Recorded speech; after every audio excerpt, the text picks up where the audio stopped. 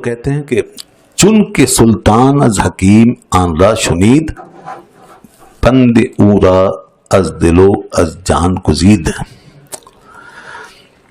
جب بادشاہ نے حکیم کی وہ بات سنی، حکیم نے کہا کہ بھائی یہ ایسا ایسا مسئلہ ہے کہ ہمیں اس کے لیے ایک شخص کو لانا پڑے گا، وہ سمرقند میں ہے، تو پھر اس کے بعد علاج اس کا ہوگا۔ ابھی بھی وجہ نہیں بتائی کہ بھئی کیا چکر ہے، بس لے آؤ۔ اچھا، ویسے طبیبوں کے آگے عام طور پر انسان جو ہے وہ اتنا بے بس ہوتا ہے، کیونکہ لیک آف نالج ہوتی ہے نا، لیک آف ایکسپیرینس ہوتا ہے، لیک آف نالج ہوتا ہے، آدمی کو معلوم ہی نہیں ہوتا کچھ۔ اور طبیب جو ہوتا ہے، ڈاکٹر، وہ سارا علم رکھتا ہے، تو پھر وہ جیسے جیسے وہ کہتا جاتا ہے ویسے کرنا پڑتا ہے۔ اب چاہے بادشاہی کیوں نہ ہو، چاہے اپنے شعبے کا کتنا ایکسپرٹ کیوں نہ ہو، کوئی کتنا بڑا کوئی ماہر کیوں نہ ہو، کتنا پڑھا لکھا آدمی کیوں نہ ہو، اسے نہیں پتا میڈیکل کیا چیز ہے، علاج معالجہ کیا ہوتا ہے، دوائیاں کیا ہوتی ہیں، تو اس لیے وہ وہاں پہ بس تو دنیا کا اصول ہے۔ وہ آپ لوگوں نے ایک قصہ سنا ہوگا ایک نحوی کا، اسے نحو میں بڑی مہارت تھی، اور وہ ایک کشتی میں سفر کر رہا تھا، تو دوران سفر وہ نحوی صاحب نے جو ہے وہ پوچھا کشتی والے سے، ارے بھائی تمہیں نحو آتی ہے؟ کہ لیں نحو یہ کیا بلا ہے بھلا، نحو کیا چیز ہوتی ہے؟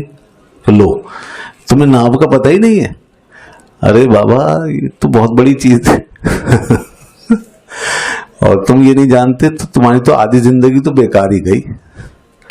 اس نے کہا اچھا، اس پہ بڑا اثر ہوا۔ اچھا، تھوڑی دیر کے بعد ہوا چلی، طوفان اٹھا، کشتی ہلنے لگی۔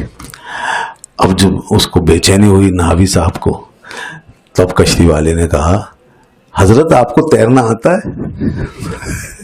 لیکن نہیں، تیرنا نہیں آتا۔ کہا اچھا، آپ کی تو پوری گئی، ہماری تو آدھی گئی تھی بغیر نحو کے، اور آپ کی پوری گئی بغیر تیرنے کے۔ تو یہ ہے دنیا کا حال۔ تو ہر فن کا ایک ہوتا ہے اہل، اور اس میں وہ بادشاہ ہوتا ہے، اور باقی سب اس کی رعایا ہوتے ہیں۔ تو یہ ہوتا ہے، نحو آپ کے پاس ہے، تیرنا ہمیں آتا ہے، پیراکی ہمیں آتی ہے۔ اسی طرح مختلف علوم ہیں، مختلف مہارتیں ہیں، اسکلز ہیں، تو جس کے پاس جو اسکل ہے وہ اس کا بادشاہ ہے۔ گھر میں کوئی کام کرنے آتا ہے، الیکٹریشین ہی ہوتا ہے ایک معمولی آدمی، لیکن اس کے آگے ہم بیکار ہو جاتے ہیں۔ جس طرح کوئی پلمبر ہے تو اس کے آگے بیکار ہے، موٹر میکینک ہے، گاڑی خراب ہو گئی، بیکار ہو گئے بالکل، چاہے کتنے بڑے علامہ ہیں، کتنے بڑے آپ اسکالر ہیں، کچھ بھی ہو، بیکار ہو گئے۔ بیمار پڑ گئے، طبیب سے واسطہ پڑا، بیکار ہو گئے۔ اب دھکے کھاؤ ہسپتالوں کے، ڈاکٹروں کے، جیسے وہ کہیں ویسے کرو، کبھی کسی کے پیچھے نہیں چلے، اب چلنا پڑے گا۔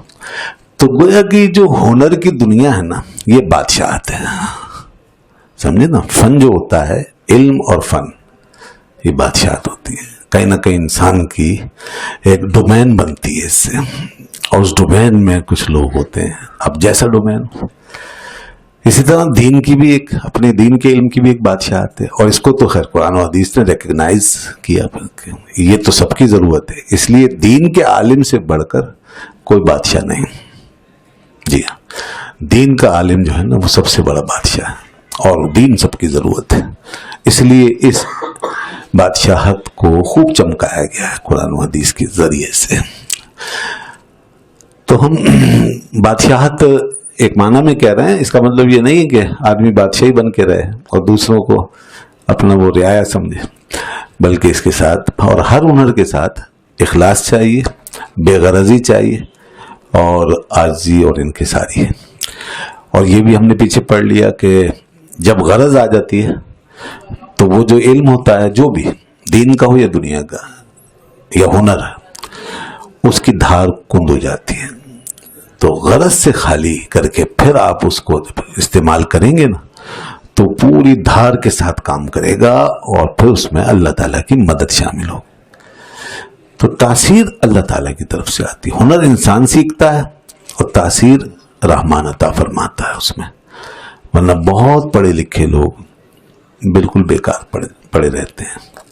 بہت بڑے بڑے ہنر مند کسی کام کے نہیں رہتے اور ان کے کاموں میں برکت نہیں ہوتی. اور معمولی اسکل والا آدمی بہت کچھ لوگوں کو فائدہ پہنچا رہا ہوتا ہے. اس کی وجہ یہی ہوتی ہے کہ اس کے اندر غرض کی کمی ہے، غرض نہیں ہے، یعنی غرض سے پاک ہے، ٹھیک ہے نا، خود غرضی نہیں ہے، اور اس کے اندر خاص کوئی اور تاثیر پیدا ہو گئی.